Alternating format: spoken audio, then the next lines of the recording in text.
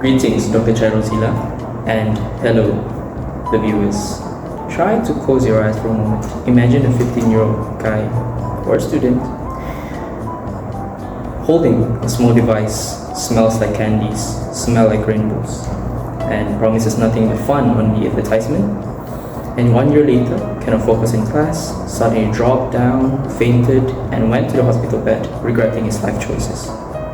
Hello, my name is Junis Panitan, and my magic number is 821-4338. With this persuasive speech, I'm going to talk about the vaping trap, why Malaysian teenagers are hooked on harmless vapor, and how we can break the cycle of addiction. Let me tell you about my friend. Let's call him Jishwar. Adam started vaping because he thought it was just a flavored vapor. And Jishwar saw Adam doing it. He saw influencers on TikTok blowing perfect smoke rings. It looked cool, it looked harmless, it looked nothing, like as if it's a new hobby. Within 3 months, Jishwar couldn't get through a day without it. His hands would shake, his head would ache, and he could not even focus in class. And then at the end, it became a trap that he could not escape.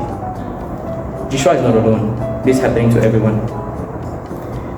And each neighborhood, each community across Malaysia. And the scariest part is, most teenagers like Jishwar and Adam don't even realize that they are addicted until it's too late.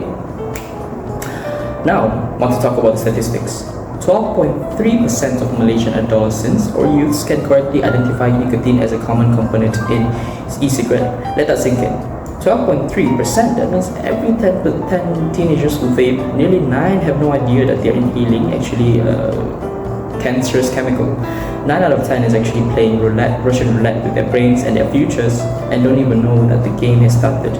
They think it's a flower vapor. They think it's harmless. They can quit anytime they want, but they're wrong. So wrong. Professor Wee Lei Hum explained that nicotine is actually very dangerous for developing brains, especially youths. Teenagers who vape is not just experimenting. They physically rewind their brains for addiction before they even understand what addiction means, because they lack basic knowledge what they consume. Teenagers stepping blindly into highly addictive behavior, mistaking that chemical inhalation for harmless fun, and we are just letting them as the adults. 3 key issues I want to break down. First, false belief. Aggressive sweet marketing leads teenagers to believe that vaping is harmless to people, and they ignore the severe nicotine risk to their developing brains because they don't even simply know the truth and they just want to follow their friends. And second, adult blind spot. Parents, schools, basically adults underestimate the problem. They treat vaping as minor misbehavior like skipping classes, chewing gums, playing phone in classes, instead of a major medical crisis. And the third one, the important one that I'm going to highlight, is solution. Adults must quickly equip themselves with facts, start honest conversation, and actively stop this normalization. Let me take you all through this. Part 1, the illusion of safety. This is not about just how false belief and deceptive marketing are transforming dangerous chemicals into a mainstream lifestyle trend. And trust me, this is not accident, it is by design. Let me share a story that would make every single person in this video stop and think. A 15-year-old Malaysian student vaped a magic mushroom flavored product, unknowingly consuming a dangerous synthetic cannabis. He actually thought that he was trying something fun, something new, something that smelled like candy and promised a good time. Instead, suffered drowsiness, hospitalized, and had no idea what was happening until it's too late. Dr. Nur Asia Ali and Dr. Muhammad Hafiz Harun recommended this case, and they actually warned just at the beginning. As more teenagers vape, more teenagers will unknowingly consume dangerous substances. Everyone, we are not just losing generation to nicotine, we are losing them to a culture that treats poison like candy. Blind spot of adults. Because as bad as the deception of teenagers is, what's more alarming is that the people who are supposed to protect them is completely in the dark. They're ignorant, they're focused on their work, and they don't even care about what the minors are doing. And then next one is the knowledge of deficit. What we're dealing is not one failure, it's triple layered communication failure. Layer 1, teenagers consume chemical blindly. 12.3% in Malaysian adolescents know that nicotine is in their vape. And layer 2, adults lack basic vape education. Research by Fahad Amir and colleague found that 69.9% of Malaysian adults never receive any formal education about e-cigarettes. See how worse it is? And the third one is parents remain completely unaware. This brings to part 3, a path to prevention or our solution. We've identified the problem, we've understand the deception, we see the blind spots. Now we see how do we fix it. Every problem there's always a solution. I want to give you 3 concrete steps to prevent teenagers from vaping in Malaysia, and I want you to pay close attention because these steps involve you. Step 1, learn the facts first. Step 2, initiate honest talk. Don't be mad at them, understand them.